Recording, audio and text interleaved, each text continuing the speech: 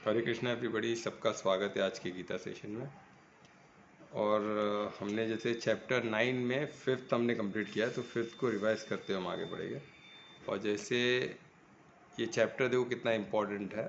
इसमें परमात्मा अपना खुद को किस तरह, उनका जो बोलते हैं ना स्वरूप को किस तरह बताते हैं, जो हम योगम ऐश्वर्य करके हम उसको देखें, तो हमारे समझ के बाहर है, तो उसको हम ऐश्वर्य मानेंगे परमात्मा का, है ना।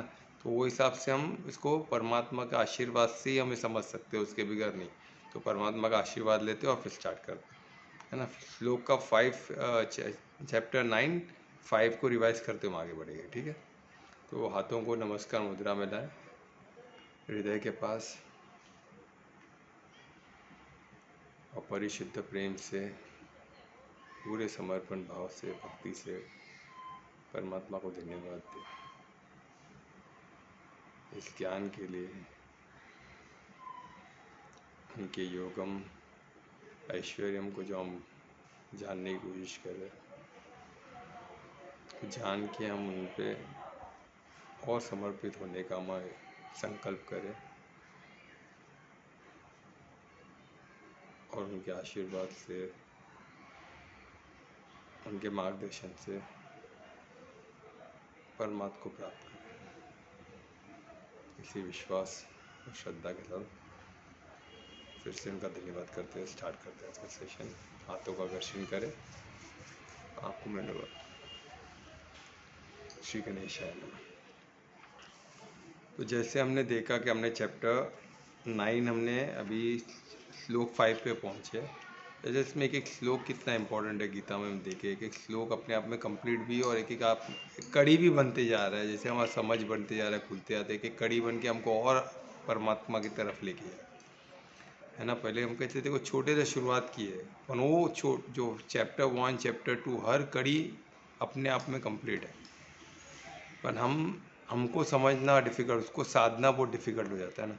तो हम क्या है कि कड़ी समझते हुए कि स्टेप बाय स्टेप भी पहुंच सकते हैं, कोई घाई नहीं है। तो समय अगर परमात्मा की तरफ हम जा रहे हैं तो कितना भी समय लगे, तो वो पाथ भी वंडरफुल है ना। तो जैसे मैं बताया था ना, पाथ एक गुरु को मैंने मिला था, तो ऐसे सब डिस्कस कर रहे थे, तो उनको पूछा गया था कि आपको परमात्मा को आप कितना प्यार करते हो, या आप वर्णन करो ना, आप पूर्ण समर्पित है। वो पूर्ण है ना, वो बोलते हैं ना, सब कुछ घर वर सब छोड़ के उस पूरा 24 घंटा परमात्मा के कार्य में व्यस्त रहते। तो उनको पूछा गया ऐसा क्या हुआ, और पढ़े लिखे, हाईली क्वालिफाइड पर्सन, वो सब पढ़ने के बाद उन्होंने सब छोड़ के तो उसको पूछा आपको क्या हुआ है ना, ऐसा क्या आपको दिखा परमात्मा में, इतना वो क्या प्रेम था, क्या परिशुद्ध प्रेम में आपने क्या देखा परमात्मा, कौन सा एस्पेक्ट देख के आप इतना उन पे लव में आ गए कि आप सब कुछ छोड़ के जुड़ गए। तो ऐसा क्या है बताइए ना हमको भी, तो हम भी प्रेरित हो। तो उन्होंने बोला परमात्मा को तो मैं क्या जानूंगा, वो तो इतने, वो जैसे हम देख रहे योगम ऐश्वर्य हम हमारे समझ के परे है ना। बोलता है मुझे उनका मार्ग है पहुंचने का, वो मार्ग से इतना प्यार करता हूँ, ये भक्ति का जो मार्ग है, ये मुझे इतना प्यार, ये मुझे आकर्षित किया अपनी तरफ। मैं मार्ग से प्रेम करता हूँ, वो जर्नी से प्रेम करता हूँ। I was shocked by the answer, it is so wonderful to just imagine कि कोई अपने भक्ति वो मार्ग से कोई इतना प्यार करता है। That is what life is all about. हम वो मार्ग को जो हमको जो मार्ग जो है, जो जर्नी को हम एंजॉय करें, तो जर्नी से प्यार करें, तो जर्नी को लव करें, तो लाइफ कितना अच्छा होगा। सोचो कितना वंडरफुल चीज़ उन्होंने बोला। तो हम भी ये मार्ग जो है, ये ज्ञान है जो हमको मार्ग हमारे लिए प्रशस्त करता है, तो उस ज्ञान को हम प्यार करें, तो फिर उस मार्ग को प्यार करें, तो परमात्मा तक पहुंचना 100% कन्फर्म हो जाएगा। तो क्या परमात्मा क्या है, धर्म का मार्ग, ये ज्ञान, यही तो परमात्मा है। ज्ञान भी परमात्मा, सब परमात्मा ही है। तो परमात्मा को जानने का, उनको समझने का इससे अच्छा तो मौका कोई हो नहीं सकता। एक एक स्टेप, एक एक कड़ी को परमात्मा का, एक एक कड़ी से प्यार करते हम आगे बढ़ेंगे। तो जैसे हमने देखा कल चैप्टर 5 में, देखा कितना वंडरफुल चीज़, योगम ऐश्वर्यम चैप्टर के श्लोक 5 में ही है। चैप्टर 9 के श्लोक 5 में उसका वर्णन है, और उसका शक्ति हमने देखे कि कितना इससे इससे हमको आइडिया लगा सकते हैं, अंदाज़ा सब कुछ। हम बोलते हैं ना, ये एक वर्ड को याद करके हम ये सोच सकते हैं कि हमको परमात्मा को समझना बहुत डिफ़िकल्ट है। तो योग माया भी है, योग माया ने परमात्मा को अदृश्य रखा है, और प्लस उनकी शक्ति इतनी अपार है कि हम देख भी नहीं सकते, हमारे सेंसेस कंप्लीटली उनको दिखा भी नहीं सकते। हम समझ हमारी शक्ति जो ज्ञान की वो भी इतनी नहीं है, हमको हमारी बुद्धि इतनी नहीं है उनको पूरा समझने की। तो इसलिए हम क्या इसको बोलेंगे, योगम ऐश्वर्यम। हम नहीं समझ सकते पर वो अद्भुत है, वो विस्मय में, हम उस विस्मय में आना चाहिए, वाह क्या है। तो उस स्थिति में हम आने चाहिए और स्थिति में आके उस मार्ग से जो कड़ी हमको परमात्मा उन तक लेके जाती है। तो हमें ये भी विश्वास होना चाहिए, क्योंकि श्लोक में लिखा है एक बार हम उन तक पहुंच गए तो योग माया हमको हमको स्वतः दृष्टि देती है, जैसे अर्जुन को मिलने वाला है। हम देखें कि किस तरह उनको दृष्टि मिलती, किस तरह परमात्मा को देख पाते, वो भी हम देखेंगे, सब है इसमें। तो वो तुम्हें गीता में ही तो दिखाते ना दर्शन उनका, ये गीता के ज्ञान के समय ही उनको दर्शन देते, वो कैसे रहते, वो कैसे होता है वो भी हम देखेंगे, ठीक है। वो भी सब बेसिक लेवल पे ही देखेंगे वो कितना वंडरफुल है, देखिए। तो अब इसमें क्या बताए, तो वो भी हमको मिलेगा ना। हमको ये भी पता है कि हम जब परम धाम पहुँच जाएंगे तो हम परमात्मा को देख पाएंगे और हम भी उतने सक्षम हो जाएंगे, हम भी योगम ऐश्वर्यम का एक पार्ट हो जाएगा, एक है ना। तो कितना वंडरफुल होगा, सोचो। तो उस वंडर को याद करो, उस वंडर को सोचते हुए हमको आगे बढ़ना, उमंग उत्साह में रहना। वो उमंग उत्साह के लिए हमको वो बता रहे, खुद के बारे में इंट्रोड्यूस किया, तो हमें उमंग उत्साह जगे, हम उमंग उत्साह से और तेज़ी से और पूर्ण समर्पण के उनकी तरफ बढ़े। आगे पीछे की तरफ ध्यान जाना ही नहीं चाहिए, भटकना ही चाहिए। तो कुछ है ही नहीं ना वर्थ, कुछ भी चीज़ वर्थ है, सब इन्फीरियर है, तो कुछ है ही नहीं उतना वर्थ, क्या है, कुछ भी नहीं है, ठीक है। तो वही हमको इसमें चैप्टर 5 हमको कितना उमंग उत्साह में लाता है। चैप्टर 9 में 5 श्लोक कितना उमंग उत्साह में लाता है, इतना उमंग उत्साह में लाता है कि हम उसकी तरफ तेज़ी से बढ़ें। और इसमें हमने देखा और क्या क्या, जो मेन जो चीज़ मैं बताऊंगा,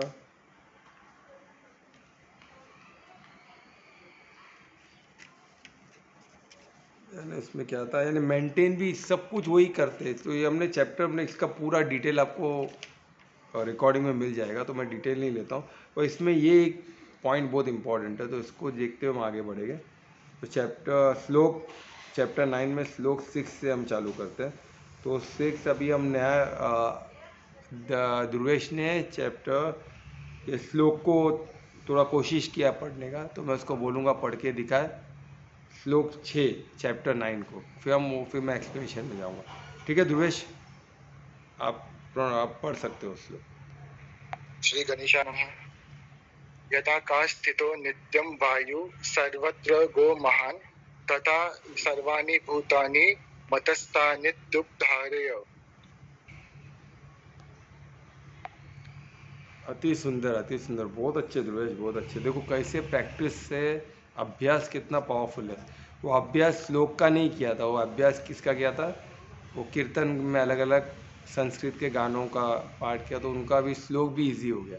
तो लैंग्वेज वही है ना।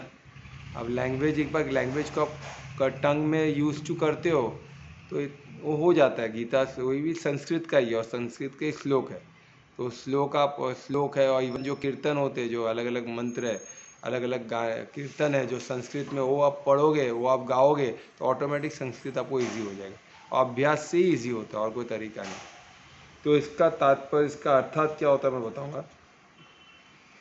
ये अभी जैसे हमने देखा, अभी अर्जुन को ज्ञान समझा रहे कृष्ण, राइट। अभी इसमें बता रहे कि किस तरह हर चीज़ मेरे में रेस्ट करता है। इसमें बताया ना, हर चीज़ मेरे में रेस्ट नहीं करता। एक तो बोल रहे, एक तो बोलते मैं करता, तो थोड़ा सा अर्जुन कंफ्यूज हो गया कि भाई रेस्ट भी करता है बोल रहे, ये पूरा चीज़ मुझ में ही, मेरे में ही समाया हुआ। और फिर एक तो सब मेरे अंदर ही है बोल रहे, और एक तो बोल रहे ये मेरे पे रेस्ट नहीं करता, मैंने इसको उठाया नहीं।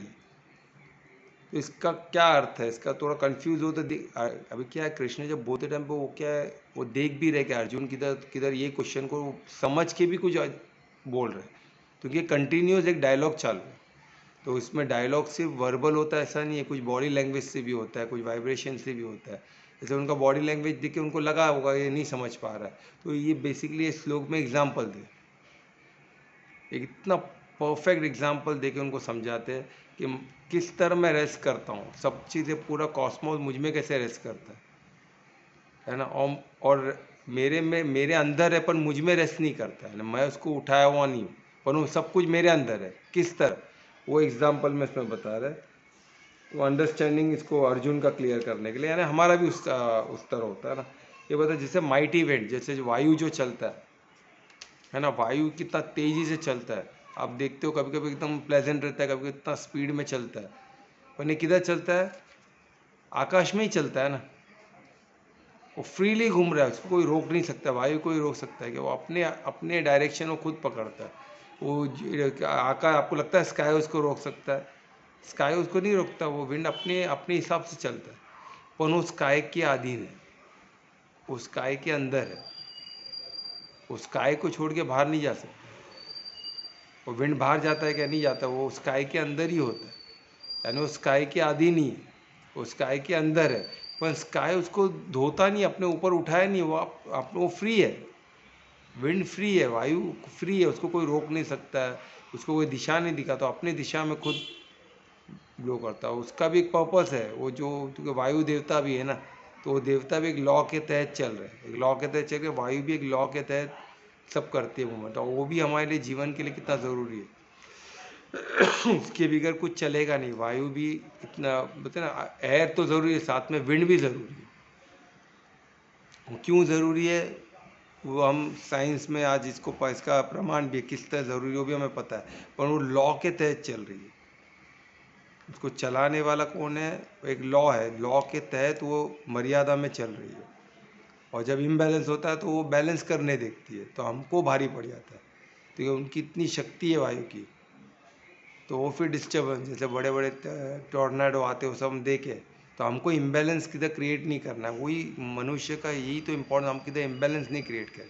जैसे बॉडी की प्रकृति में इम्बैलेंस की तो हार्ट अटैक आता है ना, हार्ट अटैक कितना पावरफुल है, हम हिल जाते हैं ना, स्ट्रोक आता है, इतना पावरफुल है, इंसान एक एक झटके में जो चलता फिरता था बेड रिडन हो जाता है, हाथ भी नहीं उठा पाता है। अच्छे का था, ऐसा नहीं कि तो वीक लोग का ही होता है, मैंने देखा अच्छे है, बोलते ना बहुत ताकतवर इंसान, स्ट्रोक आ गया, एक झटके में बेड रिडन हो गया, क्योंकि वही मजबूत हाथ है, वही मजबूत पैर है, पर उठ नहीं पा रहे, क्यों? तो नर्व जो उसको कंट्रोल करती है, उसको इंस्ट्रक्शन देती है, वो ब्लॉक है। मसल में उतना ही ताकत है, पर जब तक उस इंस्ट्रक्शन बुद्धि से, मेन से, ब्रेन से नहीं मिलेगा, तब तक वो मूवमेंट नहीं होगा, तो नहीं चलेगा। फिर धीरे धीरे मूवमेंट नहीं होता, धीरे धीरे फिर पैर में, हाथों में ताकत कम होते रहता है। क्यों? क्योंकि मसल्स का खाना ही एक्सरसाइज है। तो उसी तरह ये जो वायु का भी इम्बैलेंस, जो प्रकृति का इम्बैलेंस, उतना ही पावरफुल होता है। तो जिधर तो किधर टोरेंटो आए, तो किधर सुनामी आ जाता है, सब क्यों होता है? ये सब इम्बैलेंस की वजह से ही होता है। तो हमको देखना है, किधर भी हमको इम्बैलेंस नहीं करना है, सब कुछ सम स्थिति बैलेंस में रखना है। अभी ये कौन जान सकता है? इंसान ही जान सकते हैं, पर इंसान बिगाड़ रहे, इतना उनको विवेक मिला सब मिलने का, हम और उसको बिगाड़ रहे। पहले हम नहीं जानते तो ये प्रकृति और अच्छी थी, ऐसा उल्टा हमारे वजह से ही प्रकृति को सबसे ज़्यादा नुकसान, इंसानों की वजह से, जानवरों की वजह से नहीं। जानवर सब परफेक्ट अपने हिसाब से कार्य कर रहे, उनको, उनसे प्रकृति को कोई नुकसान नहीं है। आप खुद देख लो ना कि जानवर से क्या नुकसान है, वो अभी खुद को अकोमोडेट कर दिए सिटी में, फिर भी वो प्रकृति के हिसाब से, अपने लॉ के हिसाब से चल रहे हैं। पर पहाड़ पे नहीं चल पाते तो बिल्डिंग में चल रहे हैं। आप देखो ईगल, हम देख रहे पहाड़ है ही नहीं, बचाएं तो बिल्डिंग के टॉप पे बैठे, बैठने का स्टाइल सब वही है, जैसे पहाड़ पे बैठते वैसे ही बैठे। तो करेंगे क्या? इंसान ने पहाड़ तोड़ तोड़ के बिल्डिंग बनाए, तो वो क्या करेंगे बेचारे? पर वो चेंज नहीं हुए, वही हाइट पे बैठ रहे हैं, जो पहाड़ का हाइट, बिल्डिंग पहाड़ की हाइट में, तो उस पर बैठ रहे हो। तो प्रकृति को बिगाड़ने में इंसान, अभी हमें क्या करना है? हमको हमारी तरफ से जो बिगड़ा उसको सुधारना। ये पॉसिबल है, बिल्कुल पॉसिबल है। जब बिगड़ सकता है तो सुधर भी सकता है। तो वैसे हमें बॉडी को भी कुछ बिगड़ा है तो हम उसको सुधार भी सकते हैं, पर एफर्ट्स, हम कुछ बिगड़ा है तो भी एफर्ट्स से हुआ है, ऐसे ही नहीं बिगड़ा, हमने बिगाड़ा है ना, तो उसको एफर्ट्स से ही हमको सुधार सकते हैं। और बिगाड़ने के लिए एफर्ट्स कम लगता है, सुधारने के लिए मेहनत बहुत लगती है, तो एक एक कड़ी को जोड़ना पड़ेगा ना। तो उस मेहनत कैसे आएगा? मेहनत आकर बोले मैं ही करूँगा तो बहुत मेहनत है, अगर उसमें हम परमात्मा को इन्वॉल्व कर दे तो वो मास्टर क्रिएटर है, उनके लिए सब चुटकी है, चुटकी भी नहीं, वो सोचे ठीक हो जाता है। हमने देखा ना, बाय विल, उनके इच्छा मात्र से बन जाता है, क्रिएशन होता है, उनकी इच्छा से बना है, उनके विल से बना है। तो सोचो, उनको हम इन्वॉल्व कर दे तो वो सिर्फ सोच लेते, आए तो ठीक है, तो ठीक है, बस हो गया ठीक, तो वो सोच लेते, तो उनका विल से हम ठीक हो जाएंगे। उन्हें सोचा ठीक भाई ठीक ही है, तो ठीक हो गया। तो ये पावर परमात्मा में, तो हमको परमार्थी होना पड़ेगा ना उस चीज़ के लिए। हम बोल रहे हैं अभी हमको गुरुकुल चाहिए, गुरुकुल चाहिए, गुरुकुल ज़मीन चाहिए, ये चाहिए, इतना कॉम्प्लिकेटेड लग रहा है, इतने लोग चाहिए, ये चाहिए। पर मैं परमार्थी हो गया तो 100%, परमात्मा ने बोला गुरुकुल हो गया, चलो हो गया, चलो तो बन जाएगा तुरंत। पर परमार्थी हम बने तो सही ना। हमको दुनिया भर का ख्याल है, ये करना है, वो करना है, अरे क्या करना, सब परमात्मा करेगा। एक बार सब छोड़े तो सही, हम नहीं छोड़ पाते। पर हम ऐसे साधक, हम प्रयत्न, हम सब वर्क इन प्रोग्रेस है, हमें प्रयत्न करते रहना। अभ्यास में शक्ति है। देखिए आज ध्रुवेश ने इतना अच्छा श्लोक इतना अच्छे से बोला है ना, मेरे ख्याल से फर्स्ट टाइम बोल रहा है, मैंने नहीं देखा उसको पहले ऐसे बोलते हुए, और उसने मुझे सरप्राइज़ दिया। तो अभी उसने बोला मैं बोलूँगा, अभी मैं उसको मिल के आ रहा हूँ, शाम तक कुछ बोला नहीं, बहुत अच्छा सरप्राइज़ था। तो ऐसे ऐसे प्यारे सरप्राइज़ के लिए ऑलवेज वेलकम। गलत सरप्राइजेस मत दीजिए। धार्मिक सरप्राइजेस के लिए आई एम वेलकम, अधार्मिक सरप्राइजेस मुझे नहीं चाहिए, है ना। धार्मिक सरप्राइजेस जितना देना है वो सब वेलकम ही है, ठीक है। तो ये एक धार्मिक सरप्राइज था, बहुत प्यारा सरप्राइज था ध्रुवेश का, उसके लिए उसका धन्यवाद। तो अभी हमने इधर देखा तो क्या एग्जाम्पल देते हुए इसमें चल रहे, श्लोक 6 में एग्जाम्पल दिए कि जिस तरह विंड, जिस तरह वायु इसमें चलता है स्पेस में ना, तो उस स्काई में चलता है, उसी तरह पूरा मुझ में आधीन है, ठीक है। और इसमें एक चीज़ बहुत, और ये हमको इस तरह समझना है कि भले बॉडी जिस तरह, उसी तरह सोल भी, इस तरह आत्मा भी। हम अभी मटेरियल का समझ सकते हो, तो आत्मा भी क्या, हमारे आत्मा भी क्या परमात्मा के अंदर है? यस, बिल्कुल उनके अंदर ही है आत्मा भी। और मटेरियल एनर्जी, जो माया शक्ति है ना, जो स्थूल, जो मटेरियल का है, मटेरियल की एनर्जी है, और जो स्पिरिचुअल एनर्जी है, जो जीव शक्ति है, वो सब परमात्मा से ही निकली हुई और परमात्मा में ही समाने वाली। पर सोल कैसे ट्रैवल करती है? सोल एक शरीर से निकली तो फिर वो क्या होगा, ट्रैवल करके दूसरे शरीर में गई, पर वो है तो परमात्मा के अंदर ही ना। वो परमात्मा के अंदर, वो ब्रह्मांड के अंदर, अर्थ के अंदर वो ट्रैवल कर रहे हैं, पूरे ब्रह्मांड में भी ट्रैवल कर रहे, ट्रांसमाइग्रेट कर रहे, ये लोग से वो लोग, पर फिर भी वो ब्रह्मांड परमात्मा के अंदर ही है।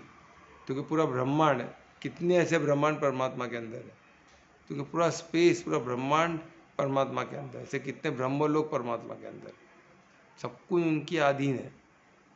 तो आप भले ट्रांसमाइग्रेट कर दे एक लोग से अलग लोग, एक आत्मा ट्रैवल कर सकती है ना, वो प्रमोशन पा सकती है, दूसरे लोक में जा सकती है, उसके अच्छे, उसके वो देवी देवता को, कोई देवी देवता, अलग अलग लोक के अलग अलग देवी देवता है ना, तो उनको उनको उन पे समर्पित होकर वो अलग लोक में जा सकती है। पर ब्रह्म, परम परम धाम तो नहीं ना, परम धाम किसका है? परमात्मा का, जो 75%, ये सब लोग 25%। तो किधर भी हो जावे, पर वो परमात्मा के अधीन ही है। परम धाम में भी जाए तो परमात्मा के आते, परम धाम भी परमात्मा के अंदर ही, सब परमात्मा के अधीन ही है, उनके अंदर है सब। पर परमात्मा पे रेस्ट नहीं करते। कैसे? जैसे विंड नहीं रेस्ट करता है, विंड स्काई में चल रहा है इंडिपेंडेंट, तो हम भी इंडिपेंडेंटली चल रहे हैं। हमको उतनी परमात्मा ने, और परमात्मा की इच्छा से ही हो रहा है, क्योंकि परमात्मा ने ऐसा सोचा, ऐसा विल किया, इच्छा की कि भाई ये मनुष्य अपने कर्म पे, अपने कर्म के हिसाब से उनको आगे की गति मिलेगी। ये परमात्मा ने हमको, परमात्मा ने ऐसा सोचा तो ऐसा हो रहा है। कल का प्रश्न हमने देखा, कितना वंडरफुल प्रश्न था। कल्पना ने बोली थी कि पत्ता भी हिलता है क्या? परमात्मा ने पत्ता भी, वो काफ़ी लोग बोलते ना, पत्ता भी परमात्मा के हिसाब से, एक पत्ता झड़ता भी तो परमात्मा झड़ रहा था, तो ऐसा है क्या? पर मैं बोला परमात्मा खुद हाथों से ही बना, हाथों से बनाएंगे तो ऐसा हमको खुद का, परमात्मा खुद को करना पड़े। पर परमात्मा अपने हाथों से नहीं बना है, वो अपने विल से बना है।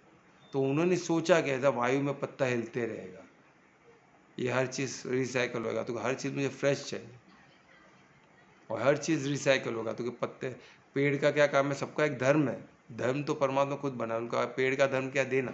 वो देते रहे, फ्रूट दे रहे, अच्छे अच्छे फल दे रहे, जो लोग खा रहे, जी रहे, सबको दे ही रहे।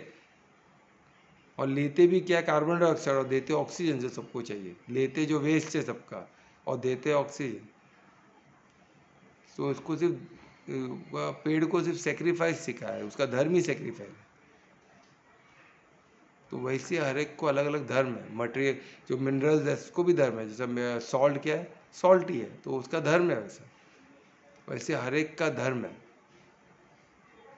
है ना। गुड़ मीठा है तो उसका मीठा, उसका स्वाद है, वो उसका धर्म है। तो ऐसे स्वाद वाइज हर एक का एक धर्म है, और वो धर्म को फॉलो किसने सोचा है? वो परमात्मा के विल से वो सब हुआ। तो परमात्मा ने जिस तरह सोचा, विजुअलाइज किया, ऐसा पत्ते हिलेंगे तो वैसा हो रहा है। उन्होंने विजुअलाइज किया कि मनुष्य अपने आप डिसीजन ले, उनका सेवा ही उनका परमो धर्म है, और सेवा मेरी करे। पर हम नहीं, पर वो सेवा मेरी करे, मेरी यानी मेरे रचना की, क्योंकि सब उनके अंदर ही है ना, रचना भी तो उनके अंदर है। अब अगर उनकी रचना की सेवा करते हो तो परमात्मा तक ही पहुँचेगा। इसलिए हमारे इंडियन है, हमारे सनातन धर्म में क्या दिखा, हम पेड़ की पूजा करते हैं, पेड़ को रेस्पेक्ट देते हैं, गाय को रेस्पेक्ट देते हैं, हर प्राणी को रेस्पेक्ट देते हैं, नदी की पूजा करते हैं, धरती की पूजा करते हैं, हर कार्य करने से पहले कर्म की पूजा करते हैं, शस्त्र की पूजा, हर एक की पूजा, हर एक को रेस्पेक्ट देते हैं, क्योंकि वो हर चीज़ परमात्मा के अधीन है और परमात्मा के अंदर है। तो हम परमात्मा को ही पूछते हैं, उनके क्रिएशन फॉर्म में, उनके अलग अलग फॉर्म में, और उसको परमात्मा ने ही हमको परमिशन दिया है। गीता हमने देखे ना। पर हम अगर ये पन समझें क्या, उसमें फंस जाते हैं। हमको क्या करना, उसमें फंसे तो क्या होगा, वो भी चलेगा।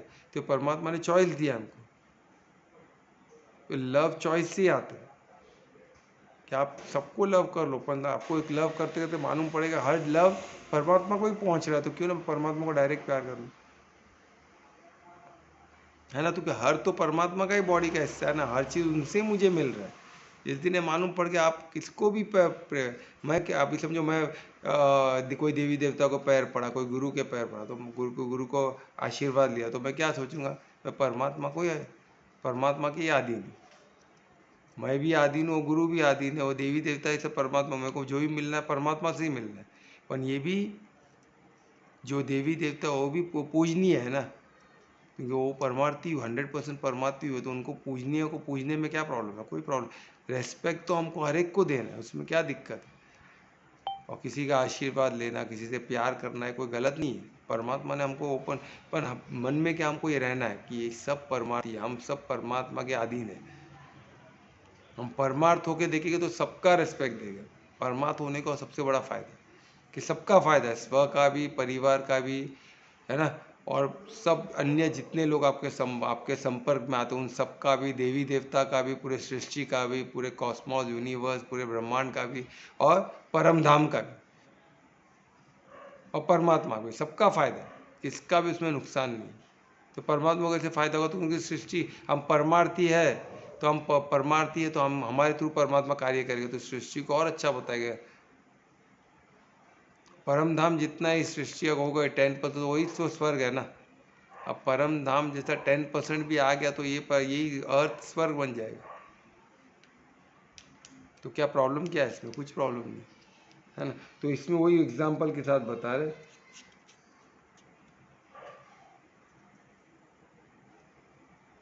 तो उसी तरह बोले, जिस तरह इस विंड स्काई में रेस्ट करता है, उसी तरह हर चीज़, हर जो पूरी जो पूरा ब्रह्मांड है, वो सब मुझ में रेस्ट करता है। इतना प्यारे एग्जाम्पल के साथ बता रहे। और ऐसे एग्जाम्पल के क्या क्या आता है कि हमको और इजी हो जाता है। इसको एक अलग तरीके से भी देख सकते हैं, जैसे इसमें भी इसको अलग तरीके से देख लो कि सब परमात्मा के अधीन है, तो भी परमात्मा पे रेस्ट करता होगा ना।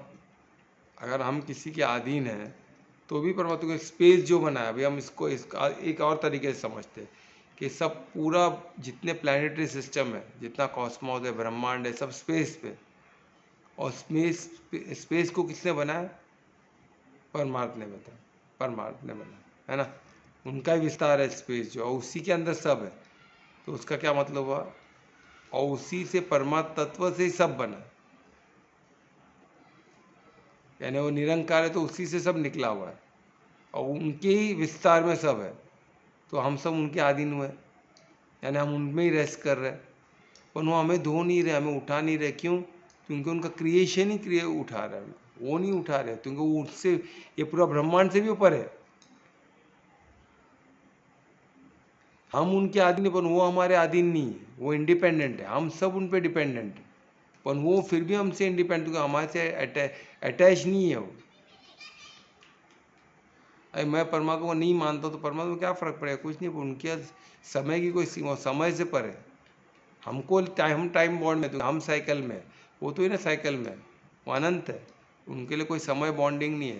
तो हम 1 लाख साल लगाए, 1 करोड़ साल लगाए, तो भी हमको हमको लंबा लगेगा अभी तक हम परमात्मा, उनके लिए तो, इनको जब ब्रह्मांड का, या हमारा हजारों साल ब्रह्मांड का एक दिन है, तो परमात्मा का एक दिन कितना होगा? मेरे ख्याल से 1 सेकेंड होगा लगता है। तो सोचो, उनके लिए तो सब ऐसा है, हमारा पूरा एक युग उनके लिए चुटकी है। तो हमको वो समझ के उनका उनका स्वरूप हम देखें, है ना, और सूक्ष्म से सूक्ष्म भी वही है, और जित सबसे उनसे बड़ा विराट रूप किसी का नहीं हो सकता, क्योंकि सब कुछ उनके अधीन है, तो उनसे बड़े तो कोई हो ही नहीं सकते, है ना सर पूरा। इसीलिए तपस्या के लिए बहुत साल लगते ना, हाँ, ये वरदान मांगने के लिए करते थे ना पहले तपस्या, तो उसके लिए बहुत सालों लगते थे उनको, तुझे क्या क्योंकि मांगने यहाँ के का लिए? टाइम वहाँ का टाइम, हाँ, तुझे कि क्या है ना, यहाँ का वो टाइम और वहाँ का टाइम, क्या हो गया? यहाँ का टाइम और वहाँ का टाइम अलग है ना, इसके लिए यहाँ पे बहुत सालों लगते हैं तपस्या के लिए, वो भी एक रीज़न हो तब सकता जाके है। वहां तक पहुंचे। हाँ देखो, वो भी एक रीज़न हो सकता है, और पर हम क्या मांग रहे हैं उस पर भी डिपेंड करता है ना। अगर मैं सिद्धि मांगू तो बहुत समय लगेगा, तो ये सिद्धि मांगने की बात हुई, पर भक्ति में कुछ मांगना ही नहीं ना, भक्ति पे समर्पण है, तो उसको समय नहीं लगता, एक चुटकी में हो सकता है। क्योंकि देखो, आप समझो, अभी मैं जैसे बताया, एक एक तो ये एस्पेक्ट है कि हमारे हजारों साल, परमात्मा के समझो 1 सेकेंड हो सकता है, पर वो परमात्मा का विराट स्वरूप हो गया। पर परमात्मा अति अति सूक्ष्म भी तो है। अब वो सूक्ष्म, अति सूक्ष्म में देखो, एटम से भी छोटे, आत्मा से भी छोटे, जिससे सब बना है, सब उनसे ही निकला, आत्मा परमात्मा सब, आत्मा भी उनसे ही निकला हुआ है। तो सोचो वो कितने छोटे हो गए। तो उतने छोटे के लिए तो चींटी भी उनसे ही निकले, तो चींटी का पूरा जीवन देख सकते हैं, जो बैक्टीरिया का पूरा लाइफ को अच्छे से देख सकते, समझ सकते। हम समझ सकते हैं क्या? हम नहीं समझ सकते। हमारे नहीं, हम एक झपकी मारेंगे तब तक कितने बैक्टीरिया जन्म लेके मर जाएंगे, क्योंकि हम उतने सूक्ष्म हो नहीं सकते हैं ना। पर परमात्मा उतना सूक्ष्म होते हुए बैक्टीरिया का पूरा लाइफ जी सकते हैं, पूरे लाइफ को, तो उनके विल से बना है, वो सब समझते, उनके जीवन को समझते, तभी उन्होंने समझा बोल के तो है ना, उन्होंने विजुअलाइज किया बोल के वो एग्जिस्ट करता है। तो सोचो, अभी आप उनका विराट स्वरूप देख के लगेगा बहुत कठिन है, बहुत बहुत मेहनत है समझ, पर उनका सूक्ष्म शरीर देख के तो एकदम, उनका तो एकदम बैक्टीरिया का भी वो वो समय भी वो जी सकते हैं, तो कितने छोटे हो सकते हैं। तो हमको क्या है, हमको कंफ्यूज नहीं होना है, हमको क्या करना है, हमको भक्ति का मार्ग पकड़ना है। क्योंकि हमको अभी हर लोक में हमको कोई सिद्धि विद्धि नहीं चाहिए, हमको क्या चाहिए, परमात्मा प्राप्त करना, और सिद्धि ऑटोमेटिक मिल जाएगी।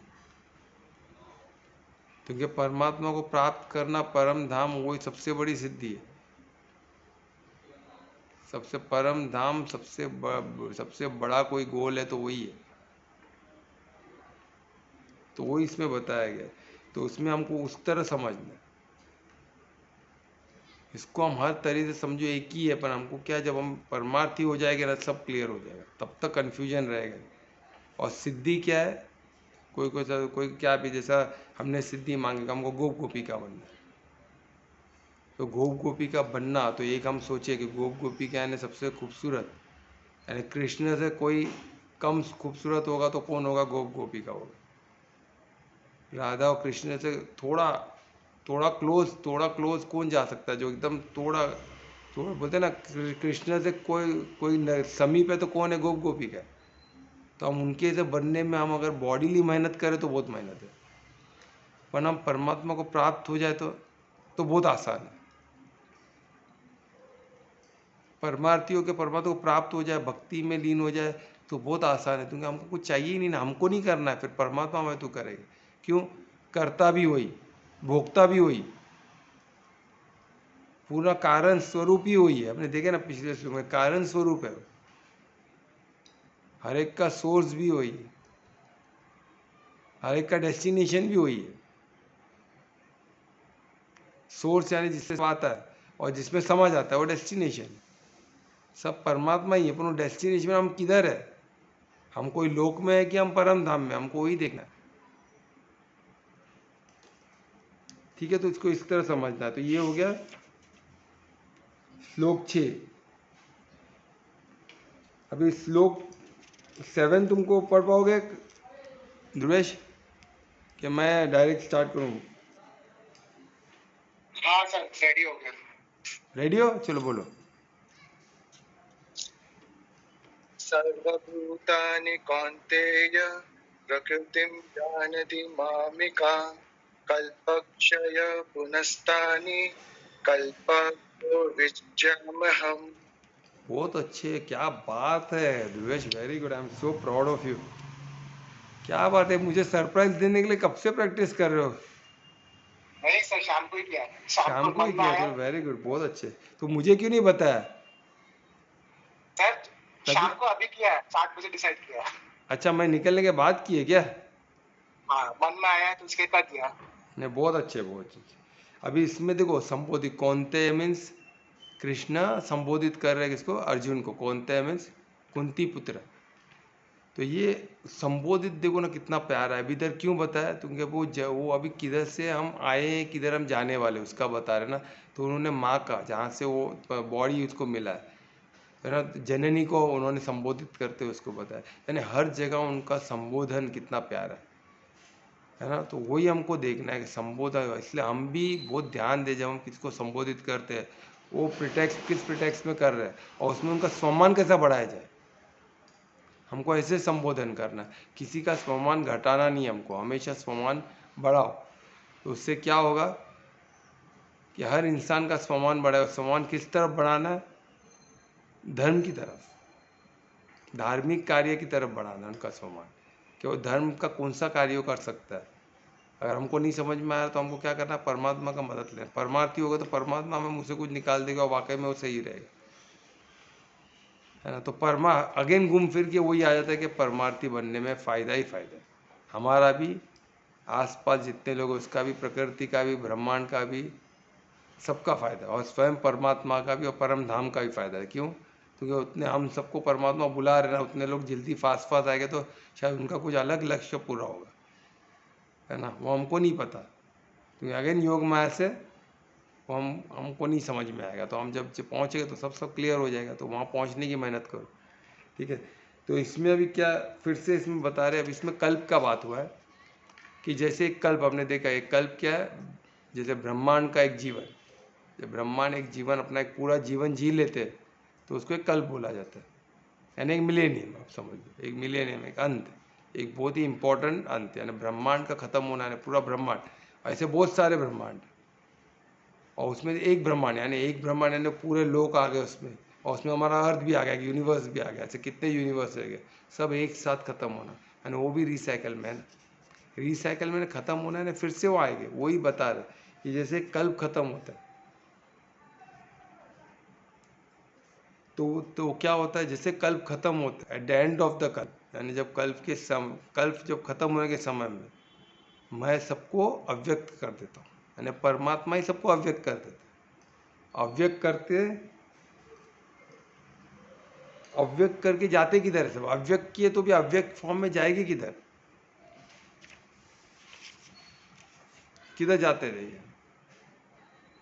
वो परमात्मा जो अव्यक्त है उनमें समा जाते हैं, परमात्मा की जो अव्यक्त प्रकृति है उसमें समा जाते हैं। यानी जो भी है, जो भी एग्जिस्ट करता है, जो भी व्यक्त है, वो सब ब्रह्मांड जब खत्म होता है सब अव्यक्त हो जाता है। मैं देखे ना, अलग अलग प्रलय हमने देखा क्या क्या है। तो ये महाप्रलय है, समझो, ये महाप्रलय इसको कहा गया। तो महाप्रलय में क्या होता है? ये पूरा खत्म होता है, पूरा ब्रह्मांड खत्म होता है। तो क्या होता है उसमें कि हर चीज़ अव्यक्त हो जाता है ना। अविनाश बोलो इसको, पर अविनाश मैं नहीं यूज़ करूँगा, क्योंकि अविनाश ये गलत है। सब अव्यक्त, अव्यक्त प्यारा वर्ड है, पर इसमें नाश बोलते हैं कोई लोग, अलग अलग लोग अलग वर्ड यूज़ करते हैं, पर मुझे इसमें अव्यक्त बहुत अच्छा लगा, क्योंकि सब अव्यक्त होती है। हर चीज़, मटेरियल एनर्जी, या फिर आप स्पिरिचुअल एनर्जी, या माया, या योग माया, वो सब परमात्मा में ही लीन हो जाती है, सब अव्यक्त होके। और परमात्मा का स्वरूप ही अव्यक्त स्वरूप है, तो अव्यक्त में अव्यक्त लीन आराम से जा सकता है ना। तो उसको क्या, वो परमात्मा का वो एक प्रकृति है ना, प्रकृति यानी ऐसी, ये प्रकृति ने, नेचर की बात नहीं कर रहा हूँ मैं। नेचर यानी परमात्मा का अव्यक्त नेचर, वो कैसे होगा हमें नहीं पता, तो हम उसको प्रकृति बोल के डिनोट करेंगे। अब स्पेस है तो मैं स्पेस बोलूँ तो अलग है, तो उसको स्पेस इंग्लिश वर्ड हो गया, तो स्पेस को मैं बोलूँगा एक प्रकृति, यानी एक स्पेस, एक जगह, या तो एक ऐसा ऐसा प्रकृति, ऐसा नेचर जिधर सब चीज़ अव्यक्त होकर उसमें अव्यक्त फॉर्म में समा जाता है और उसमें उसी फॉर्म में रहता है।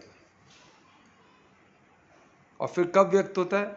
जब फिर से नया कल्प चालू होता है, द बिगिनिंग ऑफ द कल्प, जब कल्प की आगे शुरुआत होती है, शुभारंभ होता है फिर से।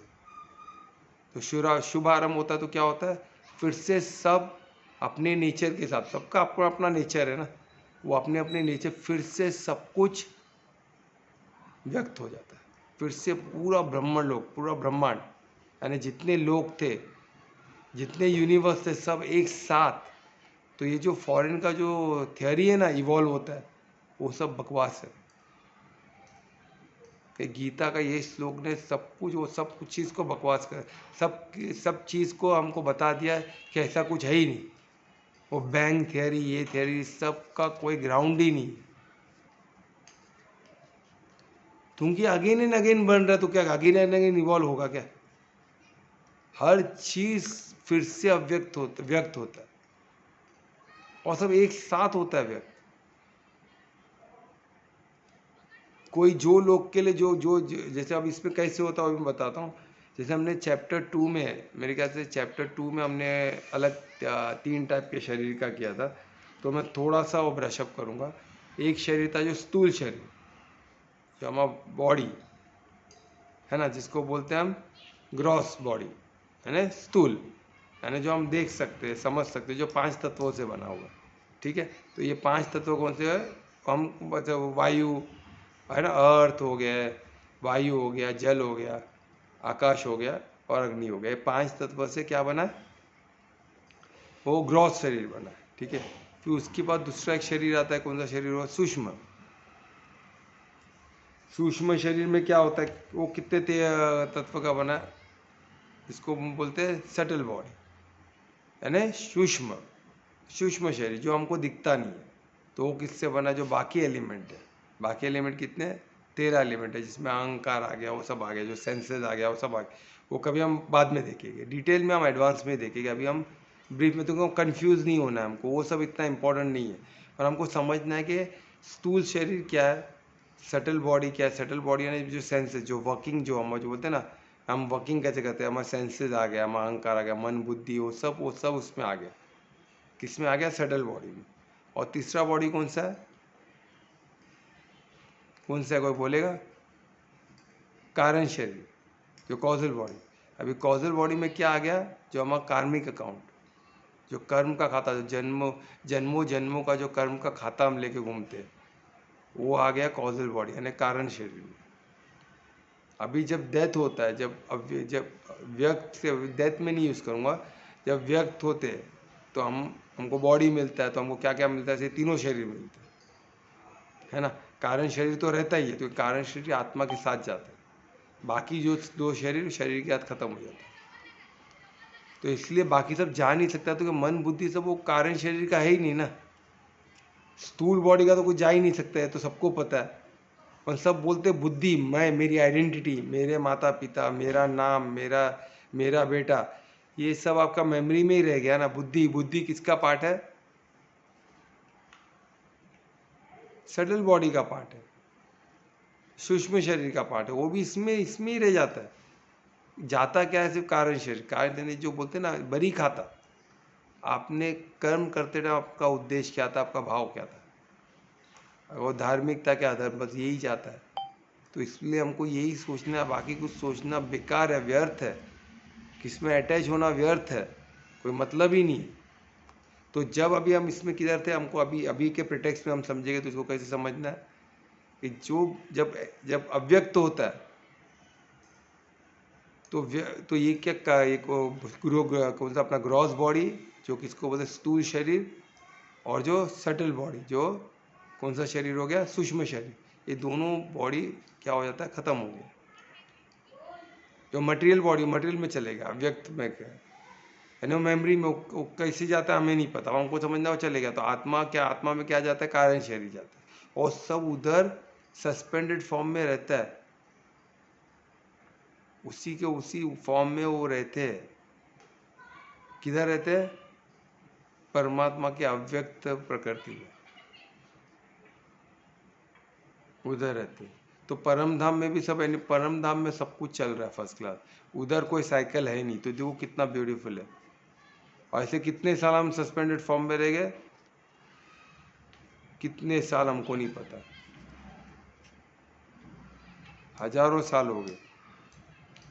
क्योंकि ब्रह्मांड, ब्रह्मा का साइकिल है ना, उनका उनका डेथ होगा तो उनका नया मिलने तक, तो उनका एक दिन एक रात भी इक्वल है। तो ये कितना समय होगा सोच लो। तो इतना हजारों साल हम सस्पेंडेड फॉर्म में रहेंगे, फिर हम आएंगे, फिर सब कुछ फिर से आ जाएगा। तो ये बुरा है, बुरा अच्छा ऐसा कुछ नहीं है। पर ब्रह्मलोक में क्या हो रहा है, ब्रह्मलोक में कुछ ऐसा है ही नहीं, अव्यक्त व्यक्त कुछ है ही नहीं, उधर कोई साइकिल है ही नहीं, जीवन में तो साइकिल ही नहीं। पर अभी हम नहीं बता सकते, क्यों, योग माया, योग माया हमको नहीं समझने देगी वो अदृश्य। तो हम उस लायक हो गए तो हमें पता चलेगा ना, और हम लायक हो गए तो तुरंत उधर चले जाएंगे, तो बताने लायक रहेंगे नहीं इधर किसको। क्योंकि क्या होगा, हमारा जो शरीर है, जो इधर का शरीर है, वो इधर ही छोड़ के आना पड़ेगा। जो स्थूल और सटल बॉडी जाएगा क्या, सिर्फ कारण शरीर। और कारण शरीर में हमने खाता क्या करते, जीरो कर दिया। क्यों जीरो कैसे हो गया, हम परमार्थी हो गए, तेरा तुझको अर्पण, तू ही मेरे थ्रू कार्य कर रहा है। तो जो पुण्य तेरा, जो पाप तेरा, मेरे को कुछ नहीं मालूम भाई, आप मैं परमार्थी हो गया, आप मेरे थ्रू कार्य कर रहे हो। आप जो करो मैं सिर्फ दृष्टा भाव से देख रहा हूँ, जैसे फिल्म देखते बैठ के देख रहा हूँ। आप करो मेरे थ्रू जो करना है, आप करो, मैं सिर्फ बैठ के देखूंगा। आप ही करो, आप ही मुझे पहुंचाओ परम धाम, बस। मैंने टिकट बुक कर लिया है। कौन सा टिकट, सुपरसोनिक फ्लाइट का टिकट, डायरेक्ट जल्दी पहुंचाओ मेरे को, जितना जल्दी आप पहुंचा सको, वो भी आपके ऊपर है। मेरे को कुछ नहीं चाहिए, बस मैं परमार्थी हो गया, मेरे लिए काफ़ी है। क्योंकि हमको लव वो पाथ से भी करना है ना, तो हम ऊपर वो पाथ जो परमात्मा हमको दिखाएंगे उससे एंजॉय करो। उनकी लीलाधर की लीला एंजॉय करना, उससे बढ़कर क्या हो सकता है। आज सोचो, हम रामायण दिखते थे इतने खुश होते हैं, जब हम महाभारत दिखते इतने खुश होते हैं, उसमें लीला देख के हमको इतनी खुशी होती है। तो सोचो हम स्वयं, जब परमात्मा हमारे, तो हम लीला को देख भी रहे, हम लीला को भोग भी रहे ना परमात्मा के, तो हम भी तो भोगेंगे, तो हम भी परमात्मा के अंश है ना, तो थोड़ा तो भोगना हमको भी मिलेगा ना। जैसे अभी प्रसाद है तो प्रसाद हमको मिलता है ना, तो उसी तरह हमको वो भी मिलेगा, और हम ही उसको एंजॉय कर रहे हैं। पर हम कैसे बोल रहे, दृष्टा भाव से कर रहे हैं, हम कर्ता भाव से नहीं कर के, मैं कर रहा हूँ नहीं, परमात्मा कर रहे हैं, मैं देख रहा हूँ, आई एम एंजॉय। परमात्मा की लीला देख के मैं इतना खुश होता हूँ, लीला में मैं इन्वॉल्व हूँ। क्योंकि मेरे आंखों से, ये बॉडी की आंखों से देख रहे हैं ना, तो ये मैं भी आत्मा हूँ, परमात्मा का अंश। तो जब मेरे आंखों से, ये बॉडी की आंखों से देख रहे, तो मैं भी तो देख रहा हूँ परमात्मा के साथ, विजन तो वही है। तो मैं वो हर क्षण को एंजॉय कर रहा हूँ। तो सोचो कितना मनोहर चीज़ रहेगा। तो परमार्थ बनने में सबसे पर बनना आसान है तो यस आसान है, डिफ़िकल्ट है तो डिफ़िकल्ट है। जब तक आप अटैच हो तब तक डिफ़िकल्ट है। आप डिटैच हो जाओ, पूर्ण समर्पण, भक्ति में पूर्ण समर्पण पे आ जाओ तो बहुत ही आसान है, कुछ डिफ़िकल्ट नहीं। पर भक्ति आने पूर्ण समर्पण, वो मंदिर क्या बोलते हैं, मंदिर में आके सिर्फ घंटी बजाना, सिर्फ पूजा पाठ करना, वो सब नहीं। पूजा पाठ गलत है ऐसा भी नहीं है, पूजा पाठ सब माध्यम होना चाहिए आपको परमात्मा बनाने। मन बुद्धि भी, तो मन बुद्धि से भी जुड़ो ना, मन इधर है बुद्धि उधर है तो नहीं चलेगा, फिर वो सब वेस्ट है। अगर पूजा यज्ञ, मैं बोला द्रव्य यज्ञ क्यों इंपॉर्टेंट है, जब तक आप उससे परमात्मा से आप मिल नहीं सको, परमात्मा की तरफ आप लेके जाए, तो वो क्या, द्रव्य यज्ञ भी बहुत पावरफुल है, वो भक्ति में आपको आने के लिए मदद करे। तो हर चीज़ जो भक्ति में आने के लिए मदद करे वो महत्वपूर्ण है, वो वेलकम है। पर जो भी कार्य आप भक्ति में आ ही नहीं पा रहे, उसे आप एंजॉयमेंट के, एंटरटेनमेंट के कर रहे हो, तो उसका कोई मतलब नहीं है। प्रैक्टिस करते रहो, अभ्यास के लिए अच्छा है कि आप अभ्यास करते करते आप भक्ति में चले जाओ, तो सही है, पर पर्पस हमारा भक्ति पे पहुंचना होगा। भक्ति को, इसकी भक्ति यानी पूर्ण समर्पण। कोई कोई लोग भक्ति में भी कन्फ्यूज, उनको लगता है भक्ति यानी मंदिर जाना। भक्ति यानी मंदिर जाना नहीं है, भक्ति यानी समर्पण है। मंदिर आप क्यों जा रहे हो? समर्पण, वो भाव आने के लिए, सीखने के लिए, मन को स्थिर। मंदिर का मतलब होता है मन को स्थिर करना। मंदिर में मन स्थिर होता है। अब जाके देखो मंदिर में मन स्थिर होता है, क्योंकि उधर का एनवायरनमेंट, हवा मंडल इतना प्यारा होता है। हम लोग जब इधर गए थे, किधर, अपना कुंभ मेला, कुंभ मेला का वातावरण इतना प्यारा था, मन एकदम स्थिर। मन किधर गया समझ में नहीं आता। हम लोग किलोमीटर किलोमीटर चल रहे, न थक रहे न कुछ हो रहा है, बस चलते बैठे मस्त। ताज्जुब लगा, मैं तो पूरा लास्ट जो शिवरात्रि के दिन तो मैंने पूरा परिक्रमा कर दिया, पूरा पूरा प्रयागराज का। मुझे ताज्जुब लग रहा है, आज मुझे यकीन नहीं हो रहा है। पूरा दिन चल रहे थे, पूरा दिन चल रहे थे, चल रहे हैं उधर। जो सब जो किसके साथ बैठ रहे, जो वो जो इतने वो जो गुरु लोग थे उनसे मिल रहे, उनके पास बैठ रहे, उनके साथ थोड़ा बात कर रहे, मिल रहे, उनके साथ प्रसाद खा रहे, फिर उठ के फिर चल रहे। बैठना 10-15 मिनट, चलना घंटा, घंटों चलना। वो भी धूप है क्या है कुछ समझ, इतना धूप था कुछ समझ में नहीं आ रहा। धूप लगता था कि नहीं, यहाँ तो 10-5 मिनट चलने, बाइक पे भी जाने में को धूप लग रहा है। वहाँ कुछ भी नहीं, क्योंकि वही मन स्थिर होता है ऐसी जगह पे जाने से। और वो तो कॉस्मिक इवेंट है, पूरा कॉस्मिक इवेंट है। तो ये कोई मंदिर कॉस्मिक जगह नहीं, वो मंदिर है, पर उनका वातावरण, आभा मंडल इतना प्यारा है। तो वो आभा मंडल आपको मन को स्थिर कराते हैं, शांति, एक बहुत पूरा रिलैक्स हो जाते हो, सबसे डिटैच हो जाते हो। या तो कोशिश तो करते हो वहाँ जाके, फिर मन थोड़ा स्थिर हो जाता है। तो उस समय आप अगर परमात्मा को याद करो, परमात्मा बनने की कोशिश करें, तो उस प्रयास के लिए मंदिर है। उस श्रद्धा उपलब्ध करने की जगह वो मंदिर है। वो यज्ञ सब जो द्रव्य यज्ञ है वो सब उसी के लिए बनाया गया, कि आप में वो श्रद्धा है, वो आपको अनुभव मिले, छोटे छोटे अनुभव मिले, जिससे आप फाइनली भक्ति में कन्वर्ट हो जाए। भक्ति यानी पूर्ण समर्पण। जब तक पूर्ण समर्पण नहीं होता, भक्ति है ही नहीं। ये मेरे हिसाब से बोल रहा हूँ, सबका अपना अपना रहेगा, पर मैं भक्ति, उसको भक्ति योग यानी पूर्ण समर्पण। ये योग में भी वही लिखा है, योग दर्शन में भक्ति सबसे शीर्ष पे है ना। आप कुछ भी योग करो, भक्ति का तड़का लगना जरूरी है। भक्ति के बिगैर, भक्ति योग में सब कुछ भक्ति योग में जाके समाप्त होता है। आपको हट्ट योग लो, राज योग लो, कोई भी योग लो, कर्म योग लो, जो भी लो, वो जाएगा। ज्ञान योग लो, हर चीज़ भक्ति यानी 100% समर्पण के बाद ही आपको परम धाम मिलने वाला है। तब तो परम धाम मिलेगा ही नहीं। तो ये हमने देखा ना, सब ज्ञान है तो भी समर्पण चाहिए। सिर्फ समर्पण है, ज्ञान नहीं है तो भी चलेगा, तो भी परम धाम मिलेगा। कुछ ज्ञान नहीं है, एक श्लोक नहीं आता है, कुछ नहीं आता है, पर आप समर्पित हो गए तो भी आपको परम धाम में आप दिखोगे। और जो ज्ञानी, सब श्लोक बाहर है, सब श्लोक का मीनिंग पता है, एक एक घंटा बात कर सकता है, एक एक घंटा हर श्लोक एक्सप्लेन कर सकता है, पर पूर्ण समर्पण नहीं हो रहा है। किधर न किधर उसको उसकी किधर न किधर अकड़न जकड़न है, किधर न किधर कोई ना कोई आसक्ति है उसको, तो वो फंसा रहेगा उधर।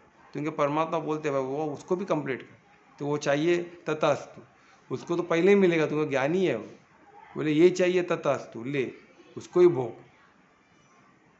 पर वो क्या, भक्ति वाला इंसान क्या बोलता, तेरा तुझको अर्पण, भोक्ता भी तू, करता भी तू, कारण स्वरूप भी तू, सब कुछ तू, तो मैं क्या हूँ, मैं दृष्टा हूँ, मैं आपको देख रहा हूँ, बस आपको देख के मैं आपके स्वरूप में मैं लीन, आपकी लीला में मैं लीन, उसी में मेरा आनंद है, उसी में मेरा जीवन सफल हो जाएगा, और वही मैं एंजॉय कर रहा हूँ। बस मैं विस्मय में हूँ, बस इतना प्यारा क्या हो सकता है। ठीक है, तो ये हमने देखा, तो इस तरह हमने समझा, तो हमको अभी आगे बढ़ते हैं। टाइम हो गया, तो चलो हम कल करेंगे। तो हमने क्या किया, 7 कंप्लीट किया ना, तो 8 रह जाएगा हमारा, तो 8 हम कल करेंगे। तो अभी कौन कीर्तन का, आज कुछ क्वेश्चन है तो पूछो प्लीज़, बहुत इंपॉर्टेंट है क्वेश्चन, बिगर क्लियर नहीं होगा तो कुछ क्वेश्चन है तो पूछो।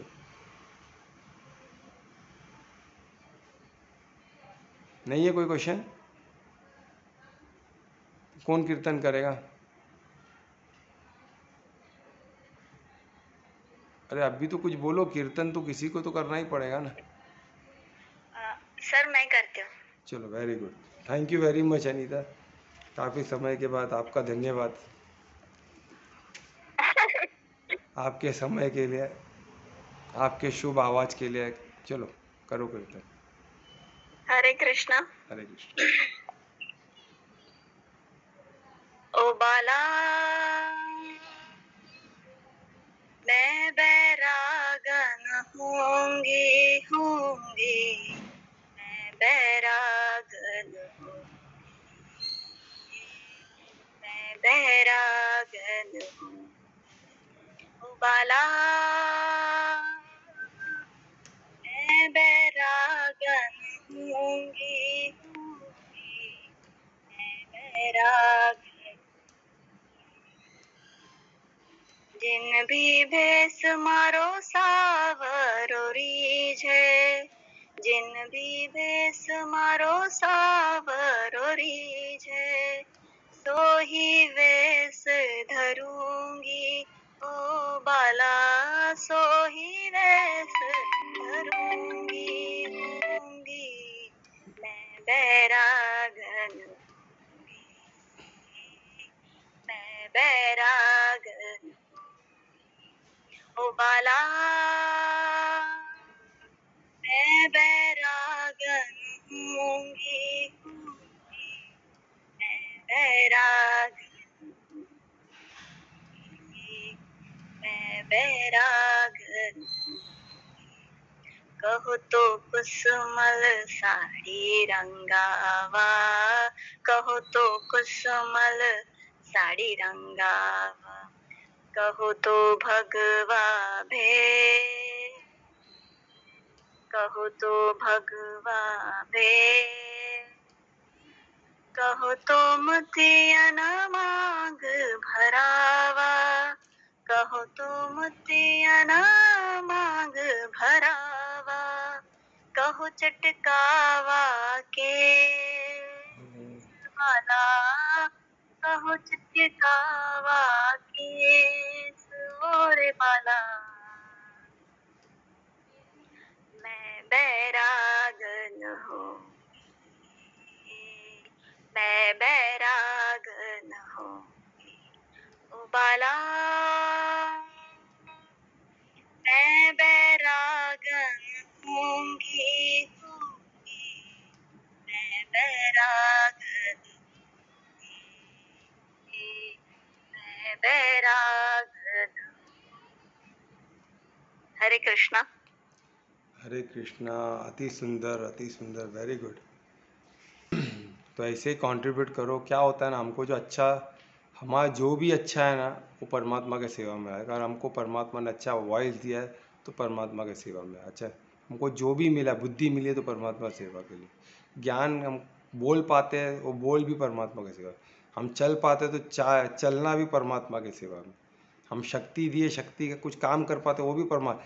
हमको जो भी मिला है, जो बॉडी है ना, वो बॉडी भी परमात्मा का है, तो परमात्मा के लिए यूज़ करने में प्रॉब्लम क्या है? और हमको बहुत कुछ मिलेगा उसमें। ठीक है, तो अभी ये मंत्र भी बोल दो, महामंत्र भी। ओके, नॉर्मल तरीके से बोलती हूँ। हाँ बोलो बोलो। हरे कृष्णा कृष्ण कृष्ण हरे हरे, हरे राम राम राम हरे हरे, हरे कृष्णा कृष्ण कृष्ण हरे हरे, हरे राम राम राम हरे हरे, हरे कृष्णा कृष्ण कृष्ण हरे हरे, हरे राम राम राम हरे हरे। बहुत अच्छे अति उत्तम। तो अपन एक चीज़, जो गाना आपने गाए थे ना अनीता, ये मीराबाई ने गाया, वो जरा डिस्क्राइब करो ना, किसने गाया, क्या है, थोड़ा बता दो तो सबको आइडिया मिलेगा ना, किस उसके बोल क्या है थोड़ा। हाँ सर। तो तुमने जो गाना गाया था कीर्तन में, तो गाना किसके लिए, कौन गा रहा है, क्या है, थोड़ा एक्सप्लेन तो करो, मालूम पड़े ना सबको, तुम्हें अलग लैंग्वेज है सबको नहीं पता होगा। हाँ, एक्चुअली ये मीरा रानी के दोहे हैं, उसमें कुछ और ऐड किया गया है, लेकिन मीरा रानी कृष्ण के प्रति अपना प्रेम प्रकट करते हुए वो गा रही हैं कि लाइक, हे कृष्णा मैं बैरागन होंगी। बैरागन मीन्स तेरे प्रेम में ऐसे रहूंगी कि सब कुछ मैं सब कुछ सर्वस्व तू मेरा है। हम्म, वो ऐसे बोलती हैं और वो बोलती तेरे प्रेम में मैं इतनी रंग जाऊंगी, जो भेष में तू मुझसे रिझेगा, मतलब जिस रूप में मैं तुझे पसंद आऊंगी, जो वेशभूषा में जो पसंद आऊंगी वो मैं पहनूंगी। मेरा मैंने रानी हर ऐसे चीज कहती है। बहुत अच्छे, और बहुत प्यारा, कहती बोल भी और बहुत प्यारे है। बहुत अच्छा, हाँ, बहुत अच्छा। वही मीरा रानी, वही इतना डेप्थ मीरा रानी के इस दोहे में हो सकता है, क्योंकि वो पूर्ण बोलते हैं ना, भक्ति कोई सीखो तो मीरा रानी से, हनुमान जी से, राधा से, पूर्ण भक्ति, पूर्ण समर्पण। तो ये बहुत ब्यूटीफुल चीज़ है, इनसे सीखो, इनके जैसा आचरण को बहुत प्यारा है। बहुत अच्छे, थैंक यू सो मच। तो शुभ रात्रि, सबका मंगल हो। कल फिर से 9 बजे थैंक यू मिलेंगे। सर, शुभ चलो, रात्रि, शुभ हर हर रात्रि, महादेव। शुभ रात्रि, राधे राधे, शुभ हर रात्रि। महादेव। शिवरात्रि, राधे राधे।